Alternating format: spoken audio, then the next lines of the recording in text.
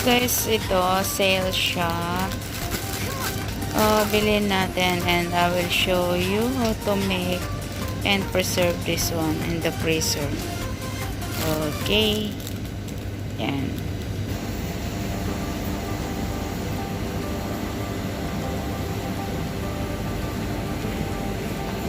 Hi guys, diba ito yung binili natin Brussel sa bottle shop.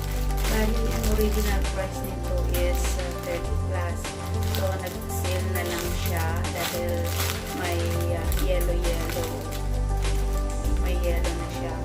But, pwede pa po. Kaya, bibigyan ko po kayo ng tip kung paano gagawin at kung paano natin ipa-preserve. Kasi usually sa atin, o kaya yung mga amo natin, di ba bumibili sila ng frozen.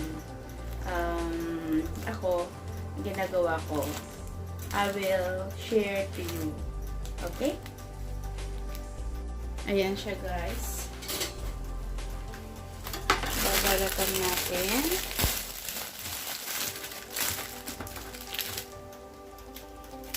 Habang ginagawa natin ito, nagpakulo na ako ng tubig para i-boil natin siya. Ayan, see? Okay pa, diba? Isin lang natin yung outer leaves. Gustong-gusto kasi ni bossing ko ito. Brussels. Ayan.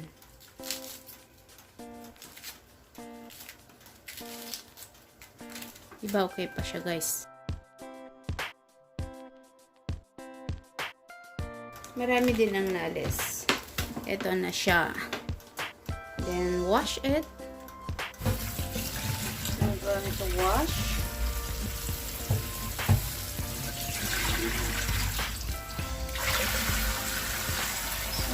So okay. Yeah.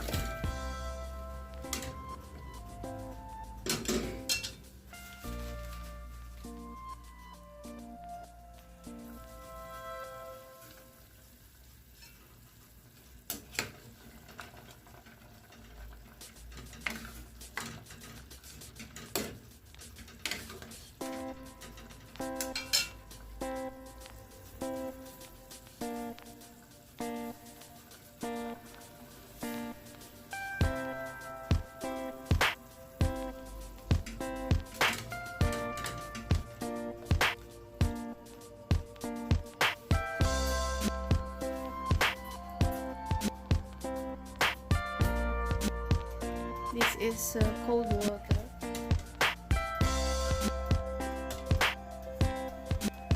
Our process is now ready. So we'll soak it here.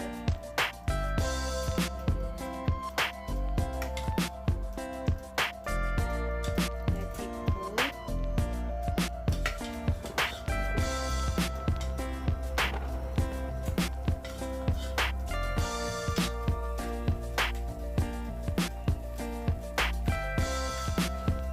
Hi guys, so ito na yung ating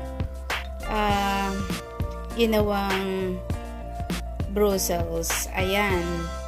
Drainin na natin siya. Tapos, yun. Malamig na. Then, ilagay na lang natin siya sa ziplock.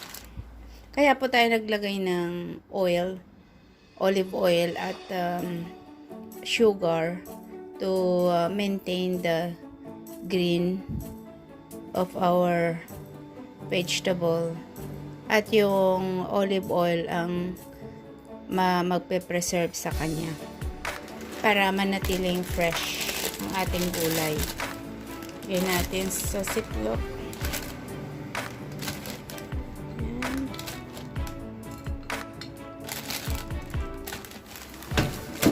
Ayan po.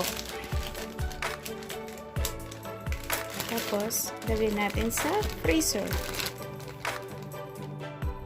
Actually, mas magandang medyo i-flat natin siya, guys. Para pag kumuha tayo, hindi siya dikit-dikit. Diba? Ganyan lang. Para mas madaling kumuha. That's it. So guys, ganito yung kalalabasan ng ating Brussels. This is from our freezer. Ayan, look at it. It's still very green and looks fresh. So guys, this is my one way to cook my Brussels, my preserved Brussels. I'm going to roast it together with my marinated chicken. So hope you got idea from Justme Norsky. Ayan, luto na natin ang ating chicken with Brussels. So guys, thank you for watching. Bye. More power to Justme Norsky channel. Thank you.